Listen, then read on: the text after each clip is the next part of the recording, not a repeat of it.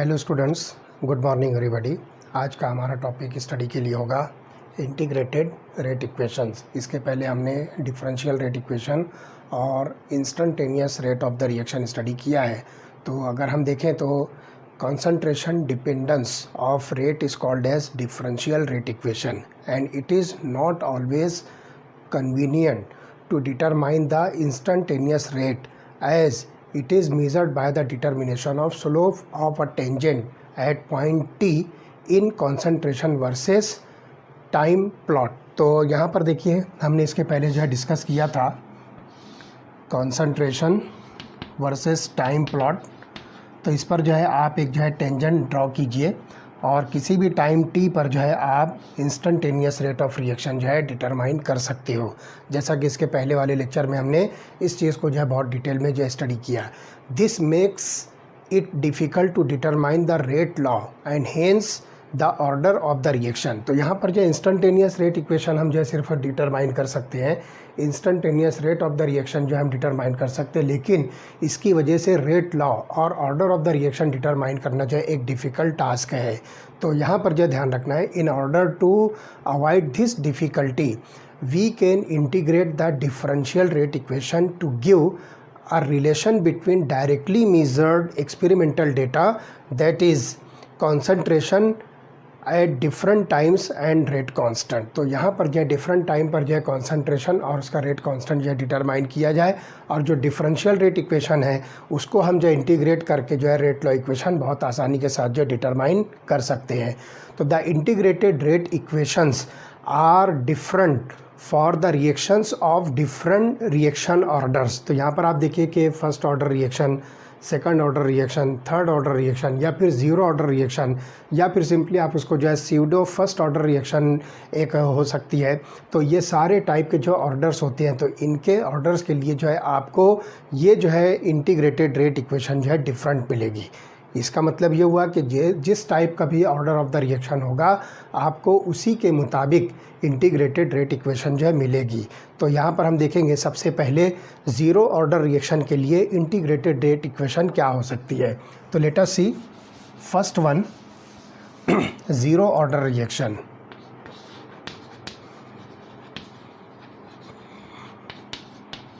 Zero order reaction का मतलब क्या हुआ? The rate of the reaction does not depend upon the concentration of the reactant। ये बात जो है आपको समझ में आनी चाहिए। तो एक जनरल इक्वेशन हम लेते हैं, reactant is converted into product.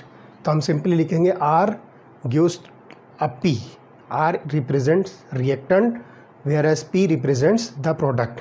अब इसकी रेट इक्वेशन अगर हम लिखें डिफरेंशियल रेट इक्वेशन, तो look here, rate is equal to minus D R upon D T is equal to K into concentration of reactant raise to power zero. वजह क्या है कि ये ज़ीरो ऑर्डर रिएक्शन है, इसलिए हम यहाँ पर जो एक्सपोनेंट रेस करेंगे वो ज़ीरो वैल्यू होगी। तो इस तरह से यहाँ पर जो है ध्यान रखिए। तो at any quantity which is raised to power zero is considered as unity. तो यहाँ पर जो कोई सी भी क्वांटिटी अगर उसको raise to power zero consider करते हैं तो वो जो है यूनिटी होती है। तो यहाँ पर हम जो है concentration of R raise to power zero को जो हम यहाँ पर कंसिडर करेंगे यूनिटी, दैट इज़ वन। तो ये हो जाएगा minus D concentration of R upon D T is equal to K into one. तो यहाँ पर जो है concentration of R raise to power zero को हमने वन कंसिडर किया है। अब इस तरह से जो है इसको आप जो है सॉल्व कीजिए तो हो जाएगा minus D of concentration of R is equal to K into D T. ये डी टी को जो है आप इस तरफ ले आइए तो ये हो जाएगा के इंटू डी टी। और इसको जो है यहाँ पर आप देखिए कि इसको और जो है हम मैनिपुलेट करें तो ये हो जाएगा, निगेटिव साइन को आप इधर कर दीजिए तो concentration of D R is equal to minus K into D T. तो ये इक्वेशन आपके सामने जो है आती है फर्स्ट ज़ीरो ऑर्डर रिएक्शन के लिए। अब आप क्या कीजिए कि इस इक्वेशन के दोनों साइड को जो है इंटीग्रेट कीजिए। तो इंटीग्रेट करने के बाद क्या होता है देखिए, तो small change in the concentration of the reactant और small change in the time, इसको जो है आप इंटीग्रेट कीजिए तो ये कंप्लीट जो है कॉन्सेंट्रेशन की टर्म में आ जाएगा।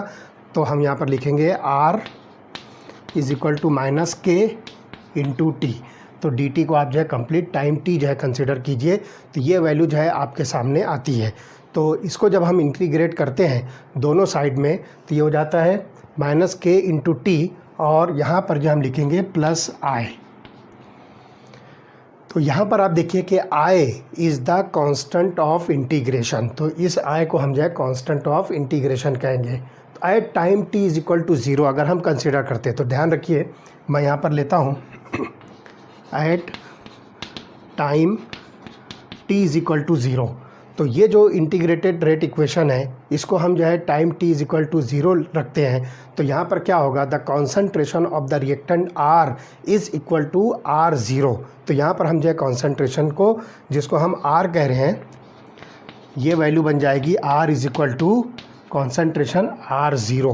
तो ये दोनों वैल्यूज़ जो है आप इस इक्वेशन के अंदर जब पुट कीजिए तो देखिए आपको क्या मिलेगा। आर की जगह पर आपको रखना है concentration at zero time is equal to minus K into zero plus I. ठीक है, अब देखिए माइनस के इंटू ज़ीरो ये हो जाएगा ज़ीरो, तब सिर्फ हमारे पास राइट हैंड साइड पर जो है टर्म बचती है आई की। तो हमारे पास जो है वैल्यू बनती है R zero is equal to I. तो इस तरह से K into zero is equal to zero हो जाएगा, तो ये हो जाएगा R zero is equal to I. अब देखिए आई की वैल्यू आपको मिलती है R, concentration of R at time T is equal to zero. तो इस आर ज़ीरो की वैल्यू को आई की वैल्यू को जो है आप यहाँ पर पुट कीजिए, इस इक्वेशन के अंदर जो है आप इस वैल्यू को जो है पुट कीजिए। तो देखिए ये वाली इक्वेशन क्या बनेगी, concentration of R is equal to minus K into T plus concentration of R at zero time. तो ये इक्वेशन जो है बनती है R is equal to minus K into T plus R zero. तो इस तरह से जो है ये इक्वेशन हमको मिलती है इंटीग्रेटेड रेट इक्वेशन की। तो यहाँ पर जो है इस इक्वेशन को हम जो है अगर स्ट्रेट लाइन कर्व के साथ जो है कंपेयर करते हैं इस इक्वेशन को, तो ये जो है स्ट्रेट लाइन कर्व की equation y is equal to, ये देखिए ये हो जाएगा mx और ये हो जाएगा प्लस सी। तो स्ट्रेट लाइन कर्व की जो है ये ग्राफ जो है बनती है, और इसके अंदर हम कॉन्सेंट्रेशन ऑफ आर को टाइम के अगेंस्ट अगर प्लॉट करते हैं तो देखिए एक स्ट्रेट लाइन ग्राफ मिलती है जो पासिंग थ्रू ओरिजिन मिलेगी। तो इस इक्वेशन के हिसाब से हम देखिए एक स्ट्रेट लाइन कर्व मिलती है जो निगेटिव स्लोप के साथ होगी। तो लेट अस सी,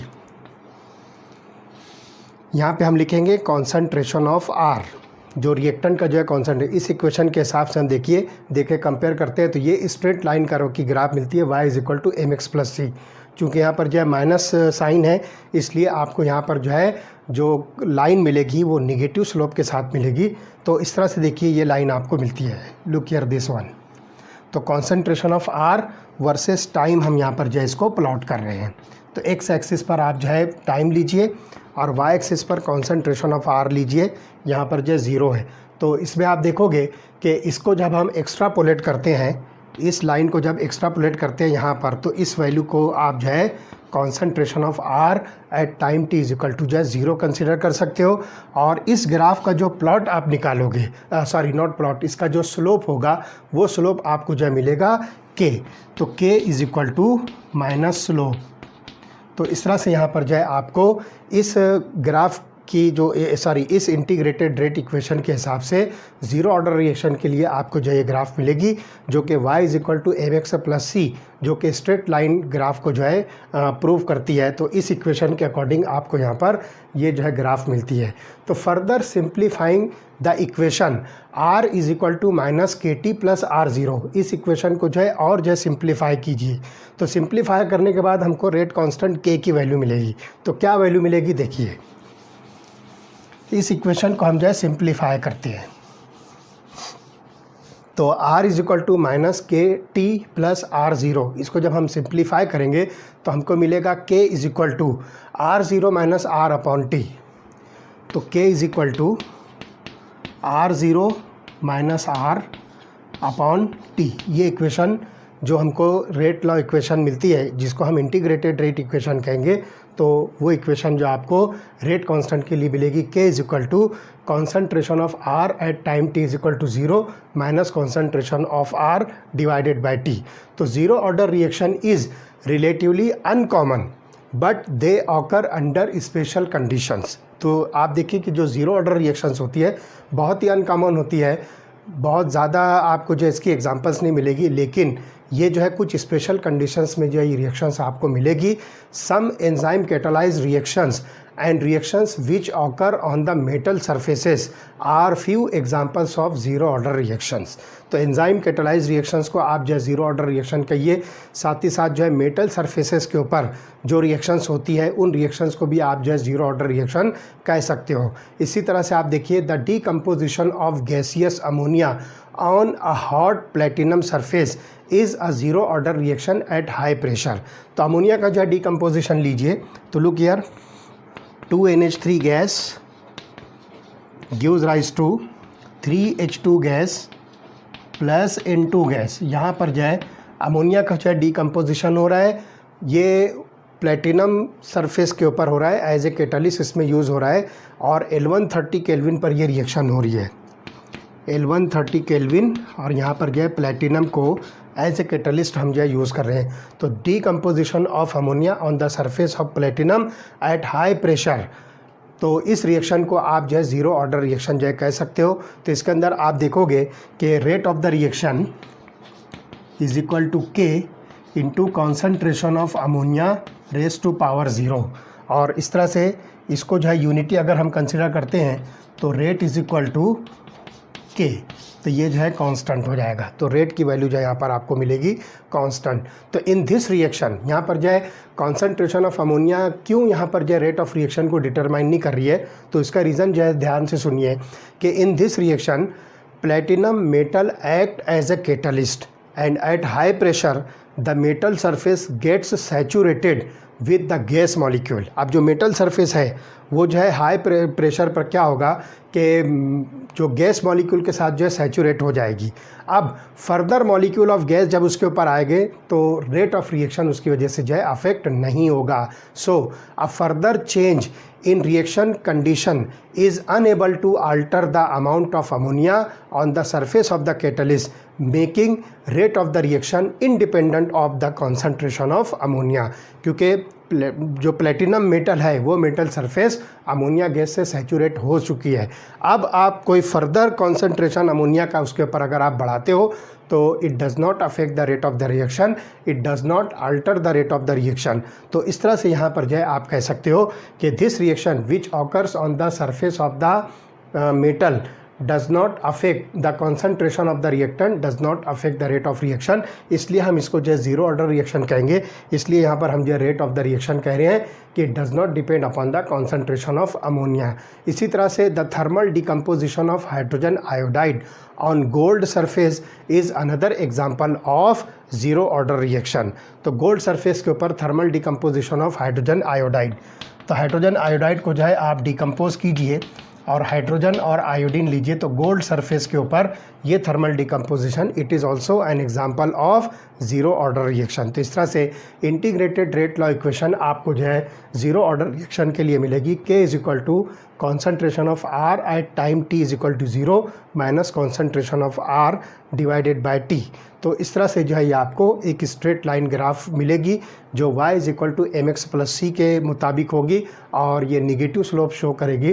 तो स्लोप की जो वैल्यू होगी minus slope gives rise to the rate constant of the reaction. तो इस तरह से यहाँ पर जो है आप rate of the reaction is equal to K जो है यहाँ पर जो है कैलकुलेट कर सकते हो for zero order reactions. Okay, तो ये हो गया ज़ीरो ऑर्डर रिएक्शन। चलिए आते हैं नेक्स्ट टाइप का जो ऑर्डर है that is the first order reaction. तो फर्स्ट ऑर्डर रिएक्शन में देखिए क्या होता है। तो सेकंड यहाँ पे हम लिखेंगे फर्स्ट ऑर्डर रिएक्शन।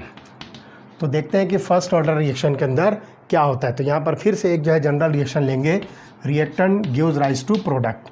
तो यहाँ पर जो है R stands for reactant, P stands for product. तो यहाँ पर भी हम जो है R gives rise to P लेते हैं। अब इसका जो है रेट इक्वेशन लिखते हैं।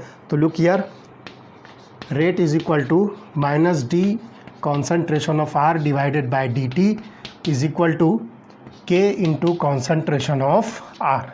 तो यहाँ पर जो है रेट ऑफ रिएक्शन जो है ये कॉन्सेंट्रेशन ऑफ द रिएक्टेंट पर जो है डिपेंडेंट है, इसलिए यहाँ पर हम इसको लिखेंगे concentration of R. Generally raise to power 1 लिख सकते हो, वाट एवर इट में भी, लेकिन यहाँ पर हम जो है स्टोइचियोमेट्रिक कोएफिशिएंट को पावर में रेज नहीं करेंगे, बस सिंपली हम इसको अंडरस्टैंड कर रहे हैं कि ये रिएक्शन जो है फर्स्ट ऑर्डर रिएक्शन है।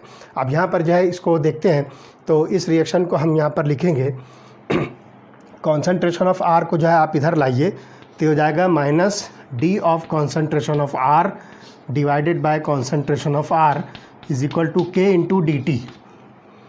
इसको जो हम रीअरेंज करते हैं तो कॉन्सेंट्रेशन ऑफ आर यहाँ पर जो है मल्टीप्लाई कर रहा है, इधर आकर जो है डिवाइड करेगा, और डी टी जो है यहाँ पर डिवाइड कर रहा है, इधर आएगा तो मल्टीप्लाई करेगा। तो ये रिएक्शन इस तरह से होती है। अब जब हम इसको जो है मैनिपुलेट करते हैं तो निगेटिव चार्ज को, निगेटिव साइन को आप इधर ले जाइए, तो हो जाएगा D of concentration of R divided by concentration of R is equal to minus K into D T. अब इस इक्वेशन को आप अगर इंटीग्रेट करते हो विद इन सर्टन लिमिट तो आपको मिलेगा ln r। तो इसका जो इंटीग्रेशन होगा वो इंटीग्रेशन होगा ln r is equal to minus K into T plus I. तो हो जाएगा minus K into T plus आई, और ये जो आई आपको दिख रहा है this is constant for integration है। तो इस तरह से यहाँ पर जो है हम इसको इंटीग्रेशन कांस्टेंट कहेंगे। अब फिर से आप देखिए at time t is equal to 0 r is equal to r0 and r0 is the initial concentration of the reactant. तो यहाँ पे हम लेंगे at t is equal to 0 r is equal to r0। ये दो वैल्यूज़ आपको जो मिलती है, t को जो है 0 रखना है और r की जगह पर आपको जो है r0 लेना है। तो इस वैल्यू को जो है आप ऊपर इस इक्वेशन के अंदर जो है रखिए। तो r0 is the initial concentration of the reactant है। तो आप देखिए इस इक्वेशन को हम कैसे लिखेंगे, लुक हियर। तो ये इक्वेशन बन जाएगी ln r0, r की जगह पर आप रखिए r0, तो ये हो जाएगा ln natural logarithm of concentration of r at time t is equal to 0, जिसको हम इनिशियल कॉन्सेंट्रेशन कह रहे हैं, that is equal to minus K into 0 plus I. ठीक है, अब k इंटू 0 ये 0 हो जाएगा, तो आपको मिलेगा ln r0 is equal to I. ये वैल्यू आपको जो है मिलती है, यहाँ पर भी जो इंटीग्रेशन कांस्टेंट आई है उसकी वैल्यू आपको मिलती है ln r एट 0 टाइम। तो ये वैल्यू आपको मिलती है। अब इस वैल्यू को जो है आपको इस इक्वेशन के अंदर जो है पुट करना है। तो ln r is equal to K T, आपको यहाँ पर जो है r0 की वैल्यू जो है पुट करना है, i की वैल्यू जो है आपको इस इक्वेशन के अंदर जो है पुट करना है। तो लेट अस सी, ये बनेगा ln r is equal to minus K into T plus concentration of ln concentration of r0। तो इस तरह से जो ये इनिशियल कॉन्सेंट्रेशन आपने क्या रखा है, i की वैल्यू की जगह पर उसको पुट किया है। अब इस तरह से हम जो है देखें तो इस इक्वेशन को और जो है आप रीअरेंज कीजिए। तो रीअरेंज करने के बाद जो नेचुरल लॉगरिथम्स की जो वैल्यूज़ है दोनों को इकट्ठा कर लीजिए। तो देखिए क्या होगा, ये ln r और ये पॉजिटिव है, इधर आएगा तो निगेटिव बनेगा, और लॉगरिथम की टर्म में जो निगेटिव टर्म होती है उसको हम जो है रेशो में लिखते हैं ना, तो ये डिवाइड करेगी आके वैल्यू। तो ये हो जाएगा ln concentration of r divided by concentration of r0। Natural logarithm हमने यहाँ पर जो है कॉमन कर दिया, और उसके बाद जो ये हो जाएगा minus K into T, that is equal to minus K into T. ये इक्वेशन को हमने जो है रीअरेंज कर लिया।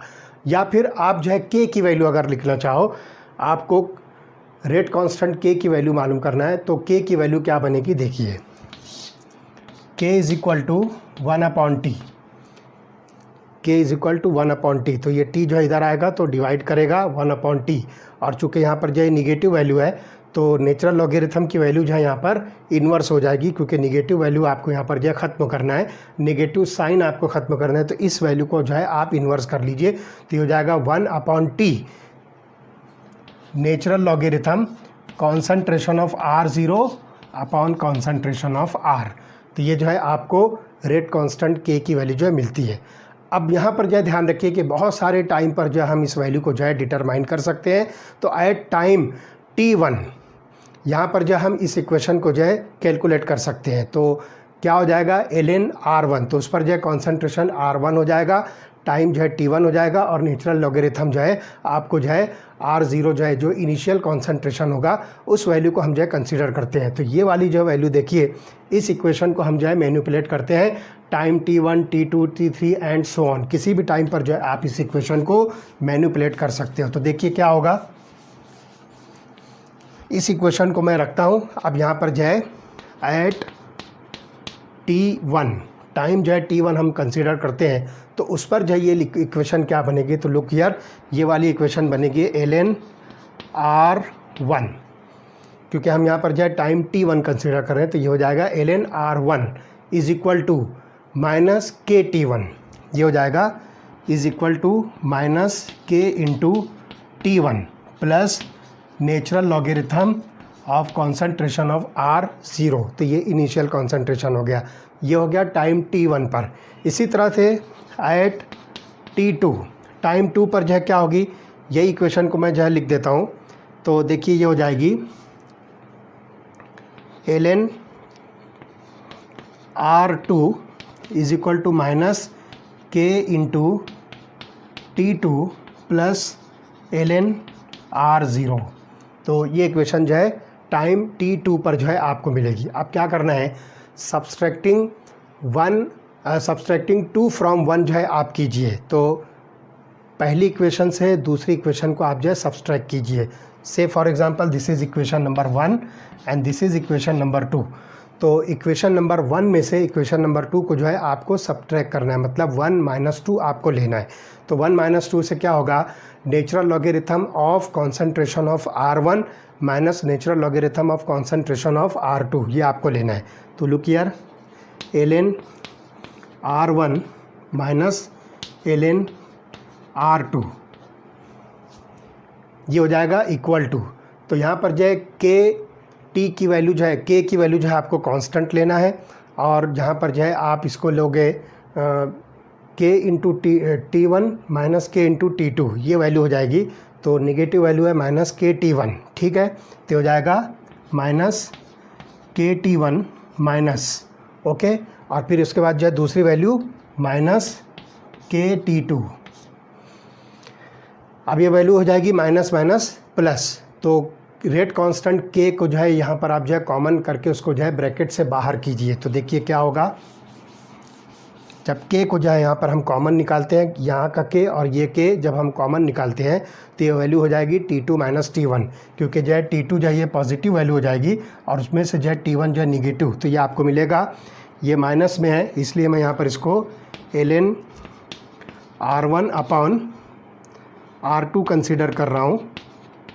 नेचुरल लॉगरिथम में आप इसको कंसीडर कीजिए तो ये डिवाइड करेगा एक दूसरे को, और ये हो जाएगा इज इक्वल टू के हमने यहाँ पर जो कॉमन निकाल लिया into bracket t2 minus t1। तो ये इक्वेशन आपको जो है मिलती है। तो अब यहाँ पर जो है आपको क्या करना है, k की वैल्यू जो है कैलकुलेट करना है। तो k की वैल्यू जब आप कैलकुलेट करोगे तो देखिए क्या होगा, rate constant k is equal to 1 upon t2 minus t1, ये हो गया 1 upon t2 minus t1 multiplied by natural logarithm की जो वैल्यू है। तो यहाँ पर जो है आप इसको लिखिए ln r1 अपॉन r2 जो है आप इसको कंसिडर कीजिए, multiplied by ln r1 upon r2। तो इस तरह से जो है ये आपको रेट कांस्टेंट k की वैल्यू जो है मिलती है। अब यहाँ पर जो है आप देखिए कि जो इक्वेशन हमारे पास है नेचुरल लॉगरिथम ऑफ r0, ध्यान से सुनिए, natural logarithm of r0 is equal to minus K T plus ln r, minus K T plus ln r0, ln r is equal to minus K T plus ln r0। तो इस equation को आप देखिए कि इस equation को आप जो है इस तरह से भी लिख सकते हो, ln concentration of r upon concentration of r0 is equal to minus K into T. तो इस तरह से भी जो है आप इस इक्वेशन को लिख सकते हो। तो ध्यान रखिए कि अब यहाँ पर जो है इस इक्वेशन में दोनों साइड में अगर आप एंटी लॉगरिथम लेते हो, क्योंकि देखिए ये नेचुरल लॉगरिथम है, जब आप इसका एंटी लॉगरिथम लेते हो तो ये हो जाएगा concentration of R is equal to concentration of R zero. ये हो जाएगा concentration of R zero into exponent raise to power minus K into T. तो इस इक्वेशन का जब आप जो है दोनों साइड में, है ना, ये इक्वल टू साइन के दोनों साइड में जब आप जो है एंटी लॉगरिथम लेते हो तो ये वाली इक्वेशन बनेगी concentration of R is equal to concentration of R zero को आप जो है इस तरफ लीजिए और ये एक्सपोनेंट के जो है पावर में आप जो है माइनस के टी को जो है रेज करोगे। तो इस इक्वेशन को अगर आप देखो तो ये इक्वेशन भी जो है स्ट्रेट लाइन ग्राफ के जैसी जो है आपको दिखेगी। तो यहाँ पर देखिए comparing the equation with the straight line graph, तो स्ट्रेट लाइन ग्राफ के हिसाब से आप इस इक्वेशन को भी देखोगे तो ये भी जो है स्ट्रेट लाइन ग्राफ होगी। तो लुक हियर, यहाँ पर हम क्या करते हैं, कॉन्सनट्रेशन टर्म को टाइम के साथ में जो है इसको जो है हम प्लॉट करेंगे। तो natural logarithm of concentration of R ln R को आप टाइम के साथ जो है प्लॉट कीजिए तो आपको यहाँ पर जो है एक स्ट्रेट लाइन जो है मिलेगी निगेटिव स्लोप के साथ। तो यहाँ पर जो स्लोप जो होगा k is equal to minus slope. तो रेट कांस्टेंट की जो वैल्यू जो है आप निगेटिव स्लोप की जो वैल्यू होगी वो जो है कैलकुलेट कीजिए। और इस लाइन को जब आप जो है y एक्सिस पर जब लाते हो तो इस पोजीशन पर आपको natural logarithm of concentration of r at time t is equal to 0, जिसको हम इनिशियल कॉन्सनट्रेशन कहेंगे। तो यहाँ पर जो है टाइम 0 जो है आपको मिलता है। तो जब इस लाइन को जो है आप y एक्सिस पर जो एक्स्ट्रापोलेट करते हो तो यहाँ पर आपको natural logarithm of initial concentration of the reactant मिलेगा। तो we get a straight line with slope is equal to minus K. तो यहाँ पर जो है ये k is equal to minus slope या फिर slope is equal to minus K जो है आप इसको कंसिडर कर सकते हो। तो इस तरह से यहाँ पर जो है आपको ये इक्वेशन मिलती है। And the intercept is equal to natural logarithm of initial concentration of the reactant. तो ये अब इस लाइन को जब आप इंटरसेप्ट करके y एक्सिस पर जब टच करते हो तो इस जगह पर आपको initial concentration of the reactant, इसका नेचुरल लॉगरिथम आपको जो है वैल्यू मिलेगी।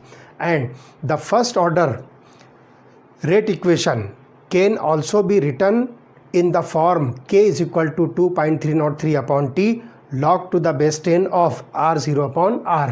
तो यहाँ पर जो है आप इस इक्वेशन को, जो फर्स्ट ऑर्डर रिएक्शन की जो इक्वेशन हमने जो है प्लॉट किया था उसको जो है कंसिडर किया था, तो वो इक्वेशन को जो है आप इस तरह से भी लिख सकते हो 2.3 जो k की इक्वेशन जो आपने प्लॉट किया था, k is equal to 1 upon T ln concentration of r0 upon r जो हमने कंसिडर किया था। तो इस इक्वेशन को जो है आप लिख सकते हो k is equal to 2.303 upon T log to the base 10 of initial concentration upon the concentration of the reactant. तो ये इक्वेशन जो है आप इस तरह से इसको जो है प्लॉट कर सकते हो, इसको जो है कंसिडर कर सकते हो। तो यहाँ पर जो है ये रेट कांस्टेंट की वैल्यू हमको मिली थी k is equal to 1 upon T natural logarithm of initial concentration divided by concentration of the reactant.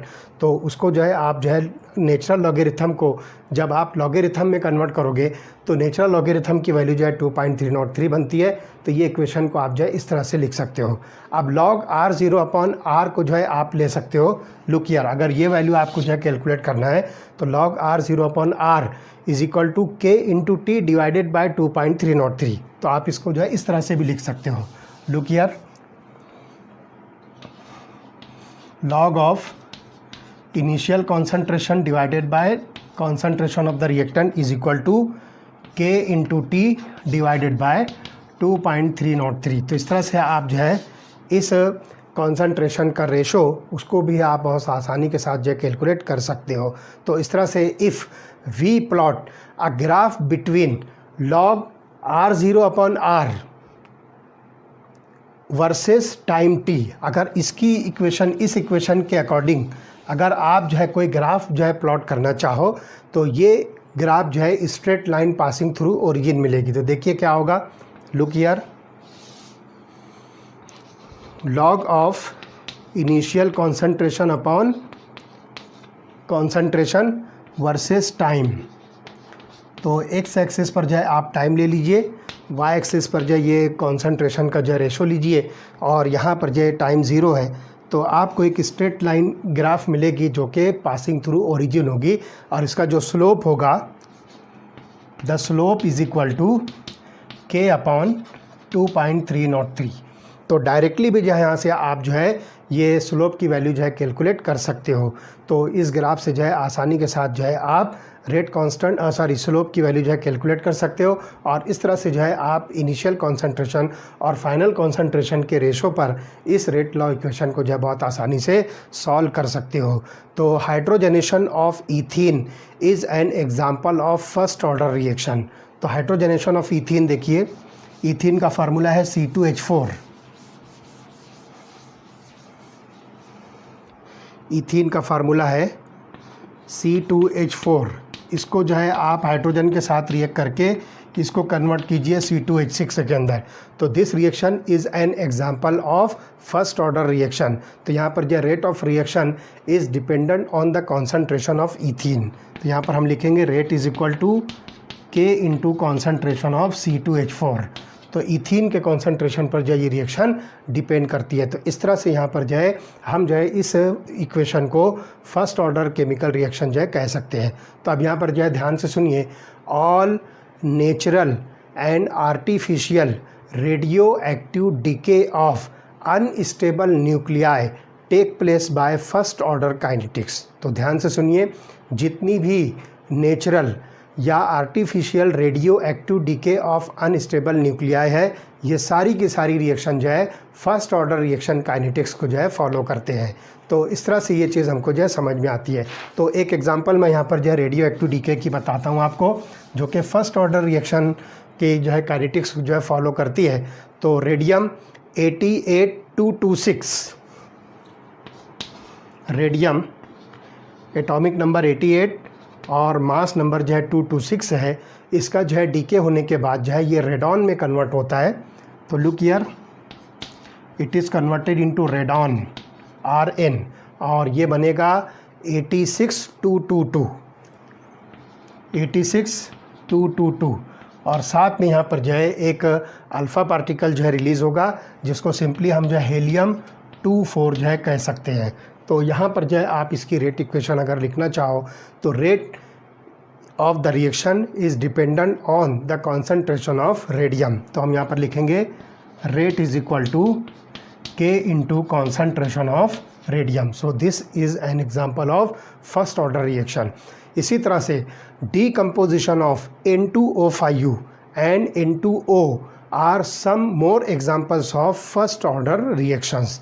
Decomposition of N2O5U, nitrogen pentoxide और साथ ही साथ जो है N2O नाइट्रस ऑक्साइड, इन दोनों का डीकम्पोजिशन जो होता है उस रिएक्शन को भी आप फर्स्ट ऑर्डर रिएक्शन जो है कह सकते हो। तो यहाँ पर जो है ध्यान रखिए, let us consider a typical first order gas phase reaction जिसमें A जो है कन्वर्ट हो रहा है B और C के अंदर। तो अब यहाँ पर जो हम इस इक्वेशन को जनरलाइज करते हैं,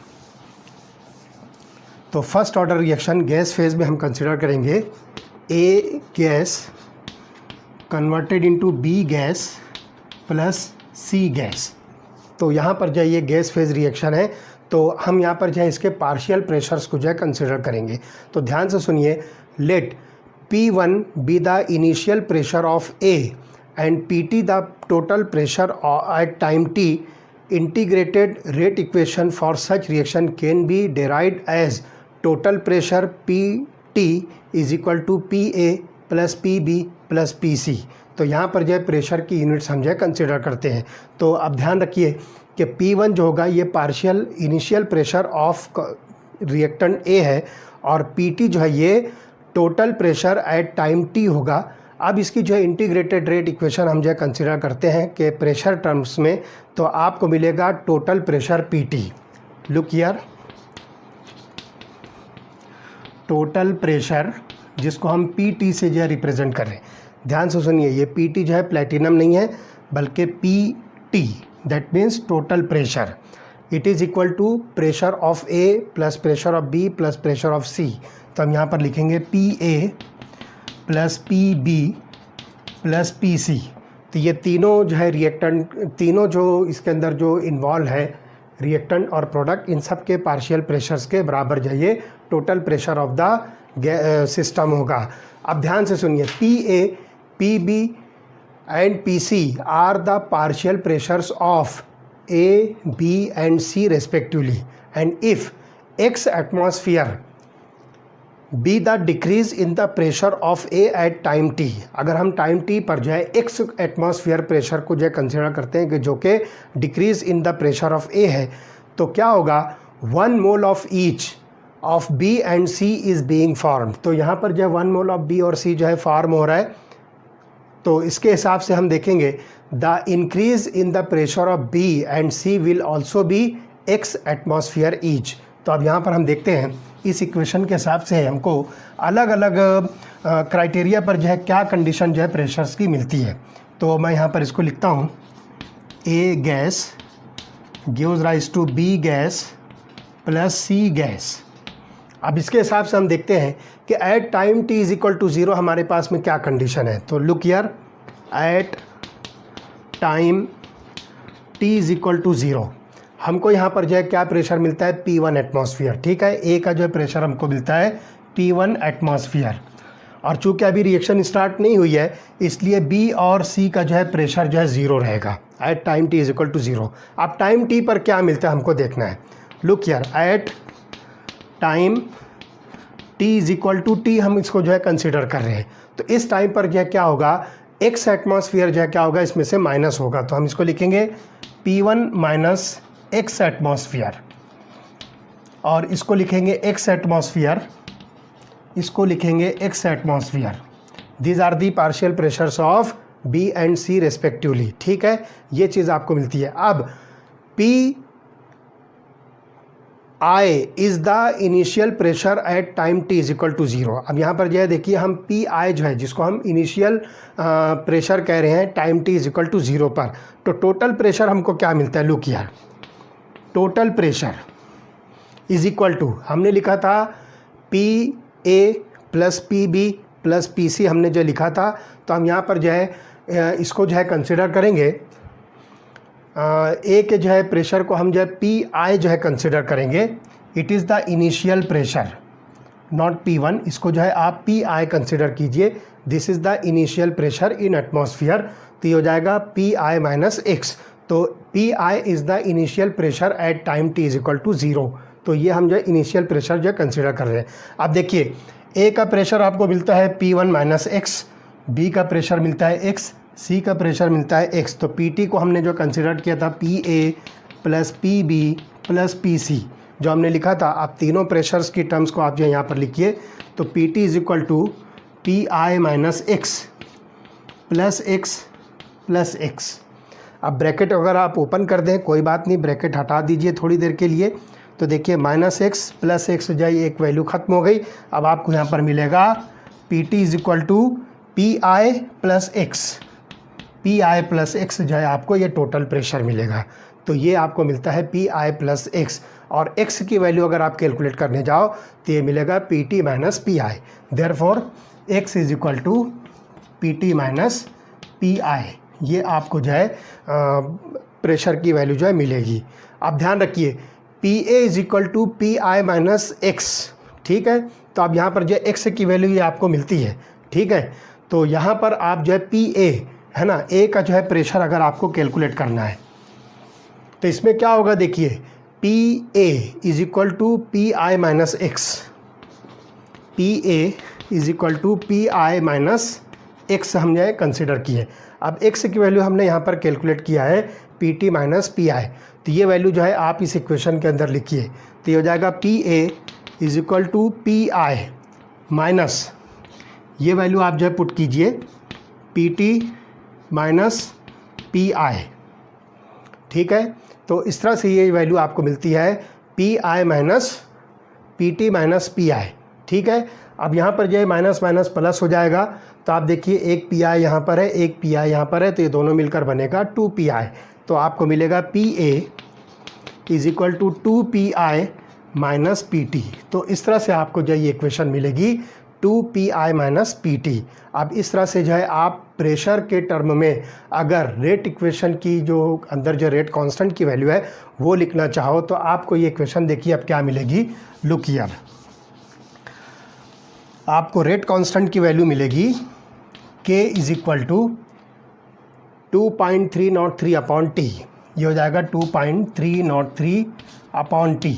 उसके बाद log of PI upon PA, तो इनिशियल प्रेशर यहाँ पर लिखेंगे हम log of PI upon PA। तो इस तरह से जो है initial pressure of A and the pressure of A, तो इस तरह से जो है आपको ये वैल्यू मिलेगी log of PI upon PA।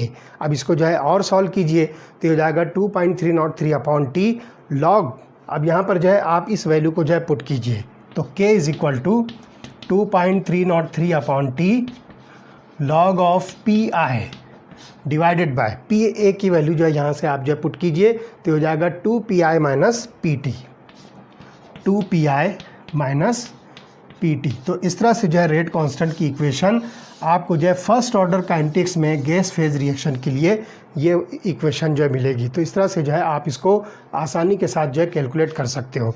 अब उसके बाद जो है एक लास्ट जो हम यहाँ पर लेंगे that is the pseudo first order. तो देखिए स्यूडो फर्स्ट ऑर्डर रिएक्शन क्या होता है, लेट अस सी। थर्ड जो ऑर्डर है that is called as pseudo first order reaction.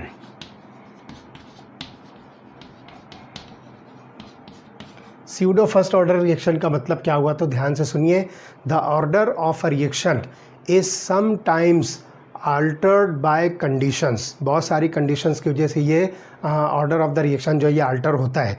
Consider a chemical reaction between two substances when one reactant is present in large access. तो आप कुछ ऐसी reaction consider कीजिए जिसमें एक रिएक्टेंट जो है लार्ज एक्सेस में जो है प्रेजेंट हो and during the hydrolysis of 0.01 mole of ethyl acetate with 10 mole of water amounts of various constituents at the beginning, that is the time t is equal to 0 and completion time t is equal to t of the reaction are given in the equation। तो आप देखिए यहाँ पर हम जो है एक reaction consider करते हैं जो इथिल एसीटेट है। तो इथिल एसीटेट को लार्ज अमाउंट ऑफ वाटर के साथ जो हम रिएक्ट कर रहे हैं तो देखिए क्या होगा। Look here, CH3 COOC2H5 plus water that gives rise to product बनता है एसिटिक एसिड और इथेनॉल। तो यहाँ पे हम लिखेंगे CH3COOH plus C2H5OH acetic acid और ethanol. That means this reaction is the hydrolysis of ester. तो यहाँ पर हम जो है इस रिएक्शन को एसिडिक मीडियम में जो है कंप्लीट कर रहे हैं। अब देखिए at time t is equal to 0 पर हमको क्या कंडीशन मिलती है।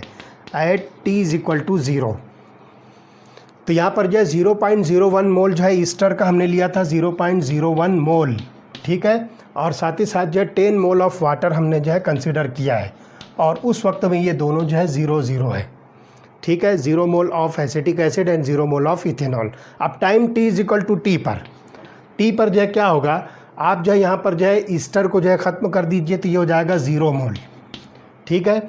और उसमें से जो है ये वैल्यू माइनस कर दीजिए 10 मोल से तो ये आपको 9.9 मोल मिलेगा। वाटर लार्ज एक्सेस क्वांटिटी में है और ये दोनों जो है 0.01 mole and this is also 0.01 मोल। तो एसिटिक एसिड और इथेनॉल ये दोनों सेम जो है कॉन्सेंट्रेशन पर जो आपको मिलेंगे। अब यहाँ पर जो है ध्यान से सुनिए, the concentration of water does not gate Altered much during the course of the reaction. So in the rate equation यहाँ पर जो है आप देखिए कि कॉन्सेंट्रेशन ऑफ वाटर के हिसाब से हम इसको क्या लिखेंगे। Look here, rate of the reaction is equal to K into concentration of ethyl acetate into concentration of water. तो हम इसको यहाँ पर जो है K डैश लिखते हैं, ठीक है। अब यहाँ पर जो ध्यान रखिए कि कॉन्सेंट्रेशन ऑफ वाटर को भी हम यहाँ पर जो लार्ज एक्सेस में जो है कंसिडर कर रहे हैं और ध्यान से सुनिए कि कॉन्सेंट्रेशन ऑफ वाटर ये हमेशा जो है कांस्टेंट होता है। तो ध्यान से अब यहाँ पर जो देखिए concentration of water is always constant. तो अब यहाँ पर जो है देखिए आपके पास एक वैल्यू कांस्टेंट के डैश है और एक वैल्यू और जो है कांस्टेंट है वाटर की। तो ये दोनों मिलाकर एक जो है नया कांस्टेंट लेते हैं। तो हम यहाँ पर लेते हैं K dash into concentration of water is equal to K. तो ये वाली इक्वेशन क्या बनेगी देखिए, rate is equal to K into concentration of ethyl acetate CH3COO C2H5। तो ये रेट इक्वेशन जो है आपको मिलती है इस इक्वेशन के लिए, जिसको आप हाइड्रोलिसिस ऑफ ईस्टर जो है कहोगे। तो ध्यान रखिए, the reaction behaves as first order reaction, क्योंकि वाटर का कॉन्सेंट्रेशन इसमें जो है अब लार्ज एक्सेस हो गया, जिसको हमने कांस्टेंट कंसिडर किया।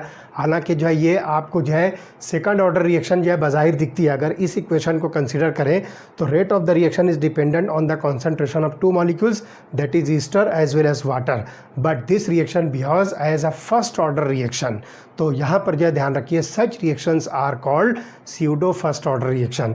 हालांकि यहाँ पर जो है ये सेकंड ऑर्डर रिएक्शन है, लेकिन कॉन्सेंट्रेशन ऑफ वाटर जो है लार्ज एक्सेस में होने की वजह से हम कांस्टेंट कंसीडर कर रहे हैं, इसलिए ये रिएक्शन जो है अब फर्स्ट ऑर्डर के तौर पर जो है बिहेव करेगी। Therefore this reaction is called as pseudo first order reaction. This reaction seems to be followed by the second order reaction, but it follows the first order kinetics, therefore it is called as pseudo first order reaction. Inversion of cane sugar is another pseudo first order reaction. तो यहाँ पर आप देखिए inversion of cane sugar, ये भी जो है first order reaction है। तो देखिए केन शुगर का जो है फार्मूला है C12H22O11, C12H22O11। ये जो है शुगर केन है, केन शुगर है, प्लस आप इसको जो है वाटर के साथ रिएक्ट कीजिए तो ये प्रोडक्ट बनाएगा ग्लूकोज और फ्रुक्टोज का। तो ये हो जाएगा C6H12O6 प्लस C6H12O6। तो आपको ये मिलता है cane sugar and this is glucose and this is fructose. एक मॉलिक्यूल ग्लूकोज का और एक मॉलिक्यूल इसमें जो है फ्रुक्टोज का मिलेगा।